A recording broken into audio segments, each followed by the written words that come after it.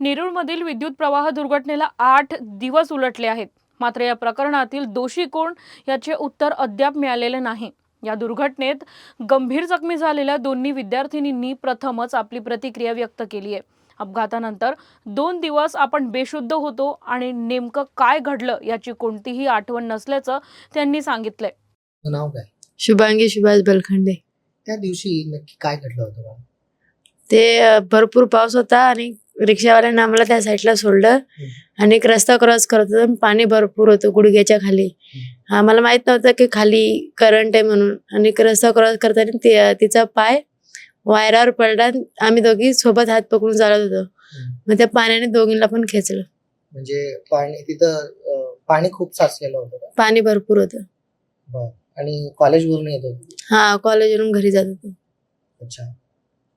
त्याच्यानंतर तुम्हाला काय लक्षात आलं? काय शॉक लागल्यानंतर? नाही, डायरेक्ट दुसऱ्या का तिसऱ्या दिवशी होश आला. अच्छा, म्हणजे बेशुद्ध पडले होते? बेशुद्ध होत. दोघी मैत्रीण? हा. मैत्रिणीचं नाव काय? उज्ज्वला वाघ. अच्छा. आता त्याच्यानंतर आता तब्येत कशी आहे? आता सगळी तब्येत बरोबर आहे. ठीक काय आहे. त्रास नाही. काय सांगणार बाळा, जे घडलंय त्या दिवशी नक्की काय घडलं होतं? आमचं कॉलेज सुटलं 12:30 वाजता. आम्ही बस स्टॉप लावून येऊन रिक्षा वगैरे पकडला. तिथं सिग्नल लागलं होतं आणि पाऊस पण खूप जोरात होता. तर मग आम्ही सिग्नलला उतरलो आणि रस्ता क्रॉस करत होता. दोघींनी पण हात पकडलेला. तिथं पाणी पण खूप होतं रस्त्याला, गुडघ्याच्या थोडंसं खालीच होतं पाणी. आम्हाला नाही माहित होतं त्या पाण्यात करंट आहे म्हणून. आणि त्या पाण्यात आम्ही रस्ता क्रॉस करत होतो. मग त्या पाण्यात जसं पाय ठेवला ना तसं ते करंट लागलं दोघींना पण. बेशुद्ध पडलं. मग दवाखान्यात आणलं. 2 दिवस होशवर नव्हतो आम्ही. म्हणजे तुम्हाला काय झालं? हा, काय नाही माहिती. आता कसं आहे तब्येत? आता बरं वाटतंय. बरं वाटतं?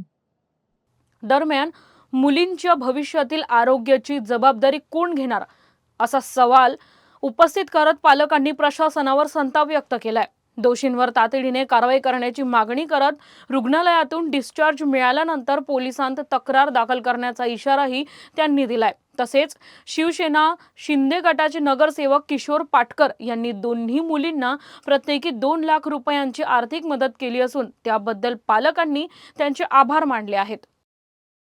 1 जुलै रोजी दुपारी 2:30च्या आसपास जे नेरूळ या ठिकाणी एक मोठा अपघात घडला होता. त्या अपघातामध्ये 2 मुली, त्या मुलींना शॉक लागला होता आणि त्या मुलींचं जे आहे महानगरपालिका नवी मुंबईच्या अंतर्गत सुरुवातीला DY पाटील आणि त्यानंतर फोर्टिसमध्ये त्यांना ॲडमिट करण्यात आलं आहे. त्यांच्याशीसुद्धा आम्ही बोललेलं आहे. त्यांचे आईवडील आहेत. 9वा दिवस आहे आज आणि त्यांची काय ट्रीटमेंट झालेली आहे, त्यांचं कसं सुधार आहे, या सगळ्या गोष्टीसाठी त्यांचे जे आईवडील आहेत त्यांच्याशी बोलूयात.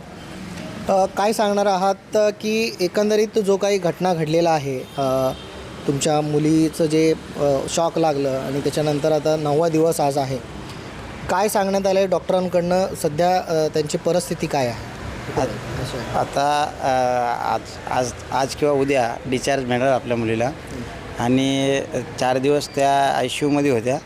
त्याच्या बाद 4 दिवसाच्या बाद त्या जनरलमध्ये आणून चांगली इथल्या फोर्टिस हॉस्पिटलनं चांगली व्यवस्था केली त्या यांची. आणि सध्या आता परिस्थिती हसतायत, त्या बोलत आहेत. वेगवेगळे सामाजिक किंवा इथले जे पॉलिटिशियन्स आहेत, राजकीय नेते मंडळी सगळे येऊन भेट दिलेले आहेत. आणि जे नगरसेवक आहेत किशोर पाटकर यांच्याकडनं सुद्धा तुम्हाला जे मदत करण्यात आलेली आहे. परंतु ज्या पद्धतीनं नवी मुंबई महानगरपालिका किंवा इथली प्रशासन त्या जबाबदार व्यक्तीवरती कारवाई केली पाहिजे होती, या सगळ्या संदर्भात तुमचं नेमकं मत काय आहे? अजून तर तो महानगरपालिकेला तो कॉन्ट्रॅक्टर कोण आहे तो भेटलेला नाही. आणि तो 2 अधिकारी सस्पेंड केलेले आहेत.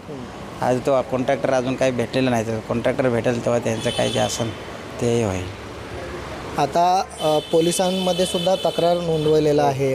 तर या सगळ्या गोष्टीकडे तुमचं म्हणजे तुम्ही ठीक आहे? सर्व पॉलिटिक्सवाले तर आलेलेच आहे तिथं. त्याने सगळ्यांनी आपापल्या परीनं मदत केली ज्याच्या त्याच्या ह्यानं. पोलीस स्टेशनला मी आज किंवा उद्या जर मुली आपल्या घरी गेल्या तर पोलीस स्टेशनला जाऊन, नेरूळ पोलीस स्टेशनला जाऊन मी स्वतः तक्रार करणार आहे त्या कॉन्ट्रॅक्टरच्या बाऱ्यामध्ये. पण एवढे दिवस झाले, 9 दिवस झाले, अजून कॉन्ट्रॅक्टर भेटत नाही म्हणजे हां, 9 दिवस झाले या गोष्टीला. अजून कॉन्ट्रॅक्टर ते तिथं 3 केबल गेलेले आहेत. MSCBचा आहे का कुठला आहे तो ते अजून कुणाला माहिती पडलेलं नाही, असं त्याचं म्हणणं आलेलं आहे. आता महानगरपालिकेच्या अंतर्गत जे काही उपचार या ठिकाणी सुरू आहे ते व्यवस्थित देत आहे. हो, महानगरपालिकेच्या हिसाब पूर्ण ट्रीटमेंट चांगली आहे. आणि त्यानं असं आपले महापौर आले ते आणि आयुक्त पण आले होते. त्यानं आश्वासन दिलं की जे काही इथलं बिल आहे ते आम्ही भरू, पण इथून पुढचा खर्च काय असेल ते आता आम्हाला बघावं लागेल. इथून पुढचं खर्च म्हणजे आता रिपब्लिकन सेनेच्या वतीनं सुद्धा तुम्ही जे आयुक्त आहे त्यांच्याशी तुम्ही भेट घेतलेले आहे. काय मागण्या काय आहेत तुमच्या? त्यांच्यात एवढंच आहे की मुलीला अजून मदत, इथून पुढचं बिल कसं आम्ही तर गरीबच आहेत, इथून पुढचं बिल आता कसं हे करणार, म्हणून ते रिपब्लिकन सेना असतील, मनसेचे आपले गजानन काळे असतील, त्याने पण आयुक्ताला याला बोललेले आहेत की इथून पुढचं काय करायचं मुलीसाठी. तर 2 मुलींपैकी जे एक मुली जे ज्यांचे वडील आत्ता आपल्याबरोबर बोललेले आहेत, अजून एक जे मुलगी आहे त्यांची जे आई या ठिकाणी आहेत, वडील नाही आहेत त्यांचे, फार हालाकीची परिस्थितीमध्ये संघर्ष करून कॉलेजमध्ये दाखल करून शिकवत आहेत. काय सांगणार आहात ज्या घटना तुमच्या मुलीबरोबर घडलेला आहे? आता अनेक माध्यमांमधून तुमची फार हालाकीची परिस्थिती आहे असं सांगण्यात येतं. एकंदरीत काय काय म्हणणं आहे? आता आमचं एवढंच म्हणणं आहे की आमच्या मुलीची पुढं चालून काहीतरी सोय व्हावा त्यांच्या शाळाची. आता तिला वडील नाही ना, तर तिची मम्मीच आहे, तर मम्मी कुठपर्यंत करीन तेवढं करीन, पण पुढचे मार्ग त्यांचे या आता शॅकचं आहे, कधी काय दुःख कधी काय येईन हे काय आपण सांगू शकत नाहीत पुढचं, म्हणजे वयाप्रमाणे त्यांच्या. तर त्यांना आम्हाला परत मुलींच्या नावानं आम्हाला 5-5 लाख रुपये आमच्या मुलींना मदत केली पाहिजे. केली पाहिजे. नक्कीच आपण पाहू शकता की एकंदरीत मदतीची अपेक्षासुद्धा या ठिकाणी आहे. आणि महत्त्वाची गोष्ट म्हणजे 9 दिवस झाले या अपघाताला, अद्यापही ज्या जबाबदार व्यक्तीला सस्पेंड केला पाहिजे, म्हणजे निलंबन केला पाहिजे, कारवाई केली पाहिजे, ज्या पद्धतीनं कारवाई झाली पाहिजे ते अद्यापही झालेलं दिसत नाही. असं जे मुली आहेत, ज्या मुली आता ॲडमिट आहेत, अजून त्यांना डिस्चार्ज दिलेला नाही आहे असं एकंदरीत म्हणणं आहे. परंतु तिथे शॉर्ट सर्किट हा झालाच कसा, ह्याचं जे इन्व्हेस्टिगेशन आहे हे अद्याप कुठंपर्यंत आलेलं आहे. आणि या सर्व गोष्टी फार पाहण्यासारखं आहे. एकंदरीत वेगवेगळ्या जे पॉलिटिशियन्स आहेत किंवा सामाजिक लोक या इथले जे त्यांच्या आईवडिलांना मदत एकंदरीत केलेलं आहे, परंतु प्रशासनाकडनं काय जे त्यांना मदत अद्यापही पोचलेलं नाही आहे. परंतु मदतीच्या अपेक्षामध्ये आज हे आईवडील आपल्याला पाहायला दिसतं. विशाल टोणगे, आवाज इंडिया मराठी, नवी मुंबई. नेरूळमधील या विद्युत प्रवाह दुर्घटनेला 8 दिवस उलटूनही जबाबदारांवर ठोस कारवाई झालेली नसल्याने अनेक प्रश्न अनुत्तरितच आहेत. जखमी विद्यार्थिनींच्या प्रकृतीत सुधारणा होत असली तरी त्यांच्या भविष्यातील आरोग्याची चिंता कायम आहे. आता या प्रकरणात प्रशासन आणि पोलीस नेमकी कोणती भूमिका घेतात, तसेच दोषींवर कधी आणि काय कारवाई होते याकडे आता सर्वांचे लक्ष लागलेले आहे.